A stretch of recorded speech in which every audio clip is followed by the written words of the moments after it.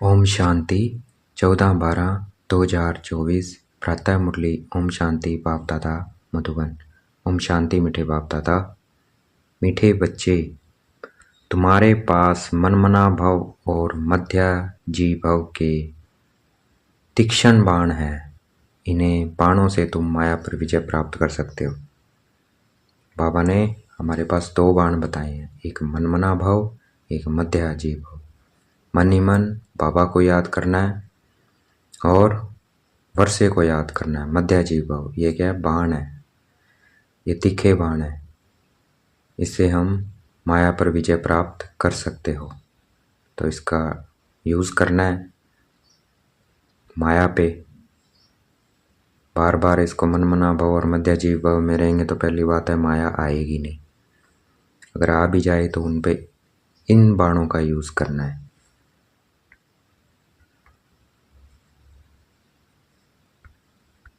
प्रश्न है, बच्चों को बाप की मदद किस आधार पर मिलती है? बच्चे बाप की शुक्रिया किस रूप से मनाते हैं? उत्तर है, जो बच्चे जितना बाप को प्यार से याद करते हैं उतना बाप की मदद मिलती है। प्यार से बातें करो, अपना कनेक्शन ठीक रखो। जो बच्चे जितना बाप को प्यार से याद करते हैं उतना बाप की मदद मिलती है। प्यार से बातें करो, अपना कनेक्शन ठीक रखो, श्रीमत पर चलते रहो तो बाप मदद करता रहेगा। बच्चे बाप की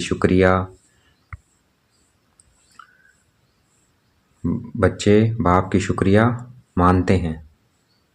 बाबा, आप परम धाम से आकर हमें पतित से पावन बनाते हो। आपसे हमें कितना सुख मिलता है। प्यार में आंसू भी आ जाते हैं। प्यार में क्या है? आंसू भी आ जाते हैं। ओम शांति। बच्चों को सबसे प्रिय है माँ और बाप, और माँ बाप को फिर बच्चे हैं बहुत प्रिय। अब बाप जिसको तुम ही माता पिता कहते हो, तुम ही हो माता पिता कहते हो,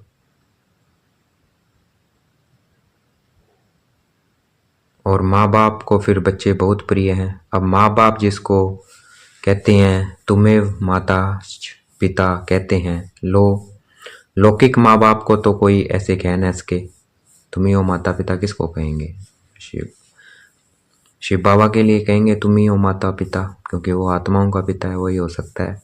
लौकिक माँ बाप को नहीं कह सकते सभी का।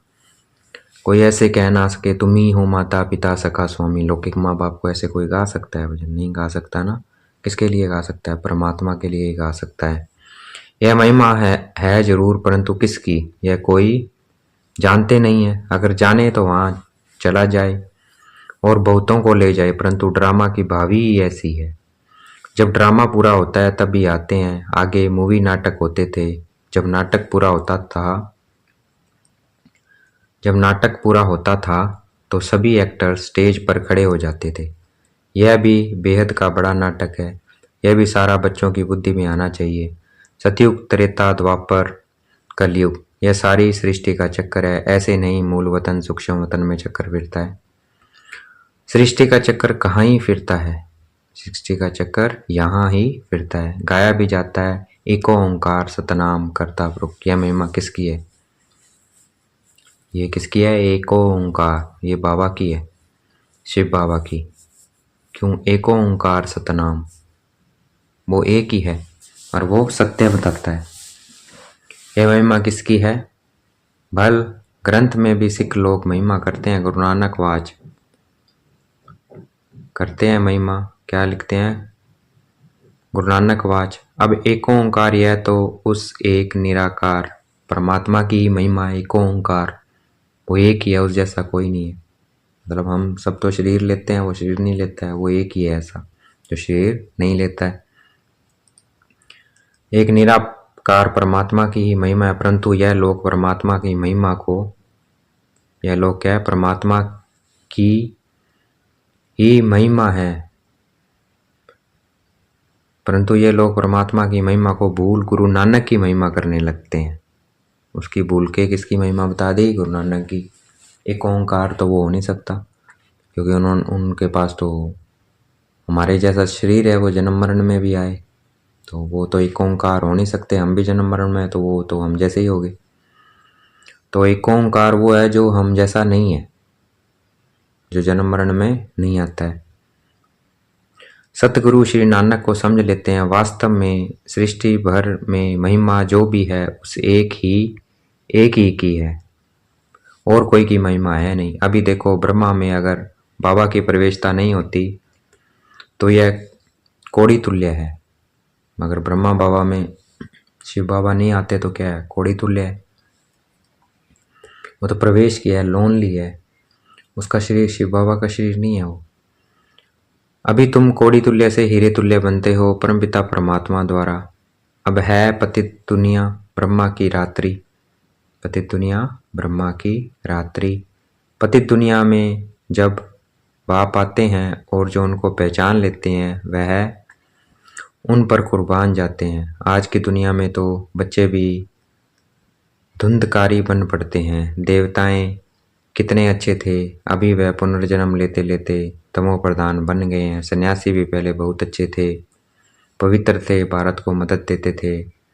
भारत में अगर पवित्रता न हो तो काम चिता पर जल जाए। सतयुग में काम कटारी होती नहीं है, इस कलयुग में सब काम चिता के कांटों पर बैठे हुए हैं। सतयुग में तो ऐसे नहीं कहेंगे, वहाँ यह पॉइजन होता नहीं है विकारों का। बाबा ने विकारों को क्या बताया, पॉइजन। कहते हैं ना, अमृत छोड़ विष खाए को खाए। विकार को ही पतित कहा जाता है। आजकल मनुष्य तो देखो 10-12 बच्चे पैदा करते रहते हैं, कोई कायदा ही नहीं रहा है। सतयुग में जब बच्चे पैदा होता है तो पहले से ही साक्षात्कार होता है, शरीर छोड़ने के पहले भी साक्षात्कार होता है। देख लो, बच्चा पैदा होता है तब भी होता है, छोड़ने से पहले भी, कि हम यह शरीर छोड़ जाकर बच्चा बनूंगा। और एक बच्चा ही होता है, जास्ती नहीं, ला मुजीब चलता है। वृद्धि तो होनी है जरूर, परंतु वहाँ विकार होता नहीं है। बहुत पूछते हैं तब वहाँ पैदाइश कैसे होती है, बोलना चाहिए वहाँ योग बल से सब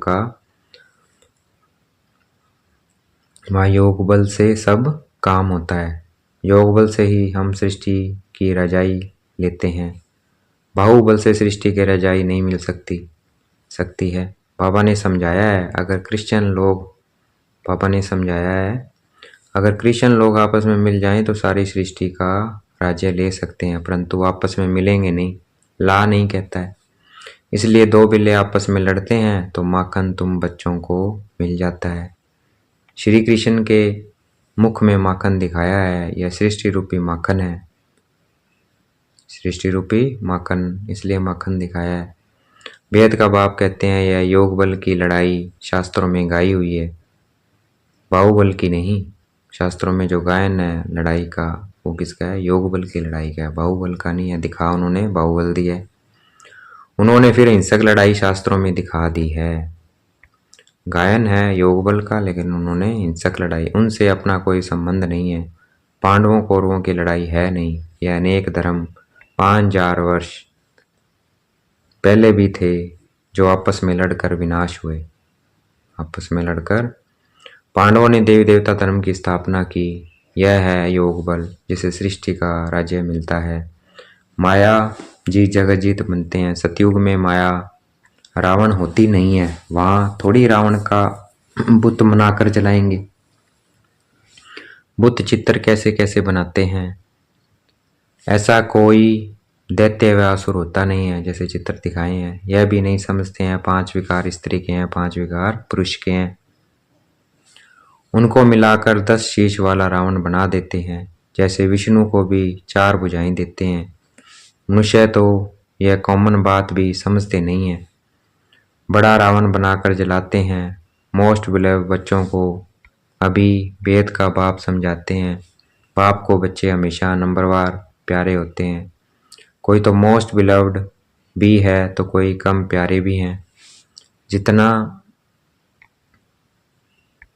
जितना सिखलदा बच्चा होगा, अर्थात जो सबसे पहले आया है, बिछड़ा है बाबा से, उतना जास्ती लव होगा।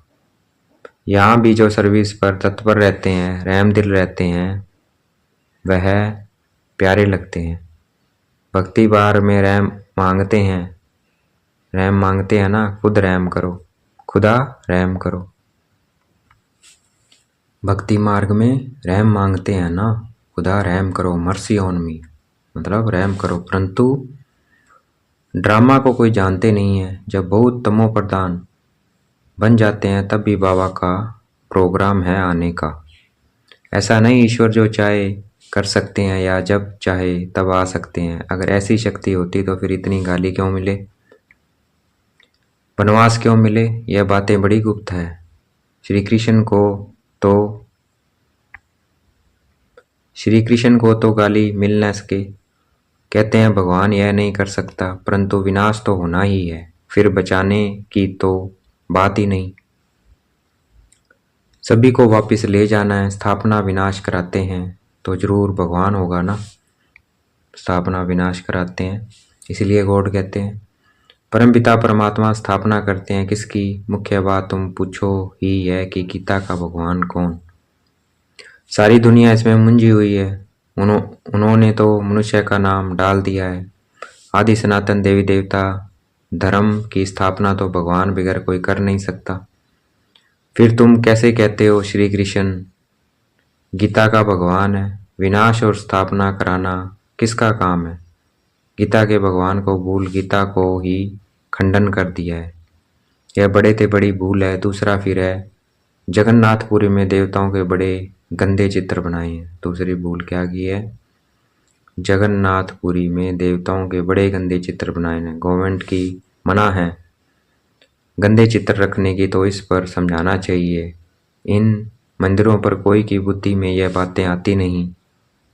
यह बातें बाप ही बैठ समझाते हैं। देखो बच्चियां कितना प्रतिज्ञा पत्र भी लिखती है, खून से भी लिखती है। एक कथा भी है ना, श्री कृष्ण को खून निकला तो द्रौपदी ने अपना चीर फाड़ कर बांध दिया। यह लव है ना, तुम्हारा लव है शिव बाबा के साथ। इनका ब्रह्मा बाबा का खून निकल सकता है, इनको दुख हो सकता है, लेकिन शिव बाबा को कभी दुख नहीं हो सकता, क्योंकि उनको अपना शरीर तो है नहीं।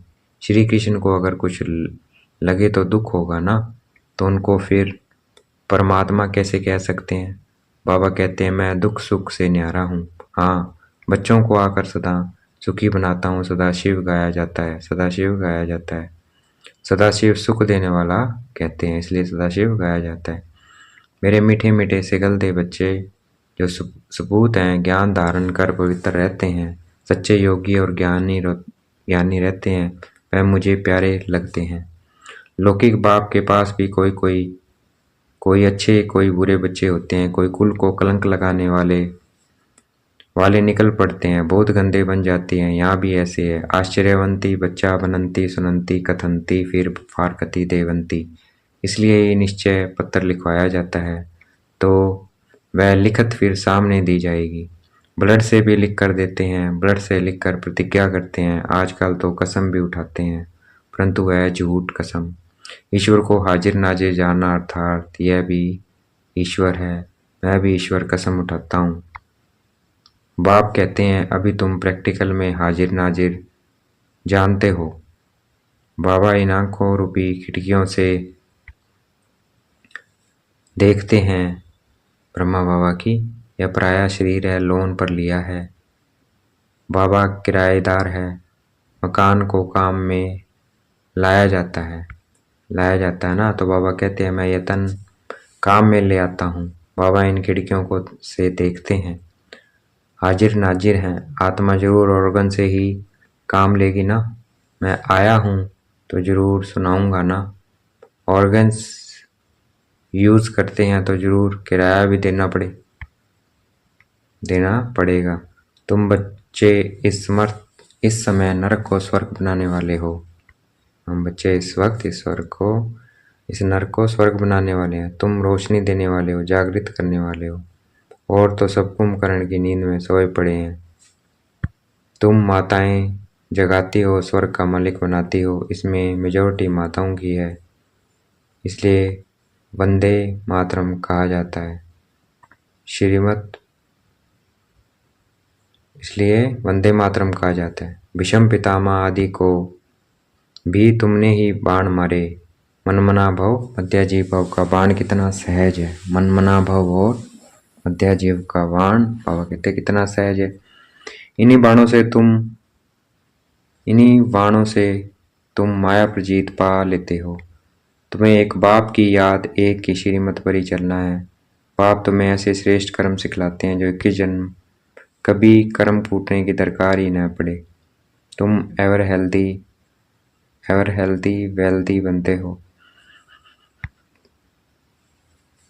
अनेक बार तुम स्वर्ग के मालिक बने हो, राज्य लिया है और फिर गंवाया है। तुम ब्राह्मण कुलभूषण ही हीरो हीरोइन का पार्ट बजाते हो ड्रामा में सबसे ऊंच पार्ट। तुम बच्चों का है तो ऐसे ऊंच बनाने वाले बाप के साथ बहुत लव होना चाहिए। बाबा आप कमाल करते हो। न मन न चित हमको थोड़ी पता है, हम सो नारायण थे। बाबा कहते हैं तुम सो नारायण अथवा सो लक्ष्मी देवी देवता थे, फिर पुनर्जन्म लेते लेते असुर बन गए हो। अभी फिर पुरुषार्थ कर वर्षा पाओ। जितना जो पुरुषार्थ करते हैं साक्षात्कार होता रहता है। राजयोग एक बाप ने ही सिखलाया था। सच्चा सहज राजयोग तो तुम अभी सिखला सकते हो। तुम्हारा फर्ज है बाप का परिचय सबको देना। सभी निधन के बन पड़े हैं, यह बातें भी कल्प पहले वाले कोटों में कोई ही समझेंगे। बाबा ने समझाया है। सारी दुनिया में मान मूर्ख देखना हो तो यहाँ देखो। बाप जिनसे 21 जन्मों का वर्षा मिलता है उनको भी फरगति दे देते हैं। यह भी ड्रामा में नूंद है। अभी तुम स्वयं ईश्वर की औलाद हो, फिर देवी देवता क्षत्रिय वैश्य शूद्र की औलाद बन गए। अभी आसुरी औलाद से ईश्वरीय संतान बने हो।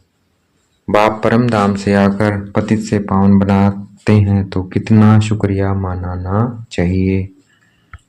भक्ति मार्ग में भी शुक्रिया करते रहते हैं, दुख में थोड़े शुक्रिया मानेंगे। अभी तुमको कितना सुख मिलता है तो बहुत लव होना चाहिए। हम बाप से प्यार से बातें करेंगे तो क्यों नहीं सुनेंगे। कनेक्शन न है ना। रात को उठकर बाबा से बातें करनी चाहिए। बाबा अपना अनुभव बतलाते रहते हैं। मैं बहुत याद करता हूँ। बाबा की याद में आंसू भी आ जाते हैं। हम क्या थे, बाबा ने क्या बना दिया। तत्वम तुम भी वह बनते हो। योग में रहने वालों को बाबा मदद भी देते हैं। आप ही आँख खुल जाएगी, खटिया हिल जाएगी। बाबा भूतों को उठाते हैं। बेहद का बाप कितना रहम करते हैं। तुम यहाँ क्यों आए हो? कहते हो बाबा भविष्य में श्री नारायण को वरने की शिक्षा पाने आए हैं अथवा लक्ष्मी को वरने के लिए यह इम्तिहान पास कर रहे हो। कितना वंडरफुल स्कूल है, कितना वंडरफुल बातें हैं। बड़े से बड़ी यूनिवर्सिटी है, परंतु गॉडली यूनिवर्सिटी नाम रखने नहीं देते हैं। एक दिन जरूर मानेंगे, आते रहेंगे, कहेंगे बरोबर कितनी बड़ी यूनिवर्सिटी है। बाबा तो अपने नैनों पर बिठा कर तुमको पढ़ाते हैं, कहते हैं तुमको स्वर्ग में पहुंचा देंगे। तो ऐसे बाबा से कितनी बातें करनी चाहिए। फिर बाबा बहुत मदद करेंगे। जिनके गले घुटे हुए हैं उनका ताला खोल देंगे। रात को याद करने से बहुत मज़ा आएगा। बाबा अपना अनुभव बतलाते हैं। मैं कैसी बातें करता हूँ अमृत वेले। बाबा बच्चे को समझाते हैं खबरदार रहना, कुल को कलंकित नहीं करना, 5 विकार दान में दे फिर वापस नहीं लेना। अच्छा देखेंगे बाप दादा हमें याद प्यार दे रहे हैं। मीठे मीठे सिखलते बच्चों प्रति माता पिता बाप दादा का याद प्यार। गुड मॉर्निंग रूहानी बाप की रूहानी बच्चों को नमस्ते। हम भी याद प्यार देंगे हम रूहानी बच्चों की रूहानी बाप दादा को दिल व जान शिकवा प्रेम से बेहद का याद प्यार और नमस्ते। धारणा के लिए मुख्य सार है बाप का प्रिय बनने के लिए रहम दिल बन सर्विस पर तत्पर रहना। सबूत बाप का प्रिय बनने के लिए रहम दिल बन सर्विस पर तत्पर रहना है। सपूत आज्ञाकारी बन सच्चा योगी व ज्ञानी बनना है। अमृत वेले उठ बाप से बहुत मीठी मीठी बातें करना है। बाप का शुक्रिया मनाना है। बाप की मदद का अनुभव करने के लिए मोस्ट बिलोव्ड बाप को बड़े प्यार से याद करना है। आज का वरदान है सदा मंग उत्साह में रह मन से खुशी के गीत गाने वाले अविनाशी खुश नसीब भव। सदा मंग उत्साह में रह मन से खुशी के गीत गाने वाले अविनाशी खुशनसीब पाओ। आप खुशनसीब बच्चे अविनाशी विधि से अविनाशी सिद्धियां प्राप्त करते हो। आपके मन से सदा वाह वाह की खुशी के गीत बजते रहते हैं। वाह वाह वाह वाह, वाह तकदीर वाह, वाह मीठा परिवार, वाह श्रेष्ठ संगम का सुहावना सुहावना समय, हर कर्म वाह वाह है, इसलिए आप अविनाशी खुशनसीब हो। आपके मन में कभी वाई क्यों और आई मैं नहीं आ सकता। वाई के बजाय वाह वाह और आई के बजाय बाबा बाबा शब्द ही आता है। तो वाई की जगह वाह वाह, आई की जगह बाबा बाबा रखना है हमें। स्लोगन है, जो संकल्प करते हो उसे अविनाशी गवर्नमेंट की स्टैंप लगा दो तो अटल रहेंगे। जो भी संकल्प करते हो उसे अविनाशी गवर्नमेंट की स्टैंप लगा दो तो अटल रहेंगे, अर्थात बाबा से वेरीफाई करा देना, तो क्या हो जाएगा, अटल रहेंगे। अच्छा, ओम शांति। शुक्रिया मीठे बाबा, शुक्रिया।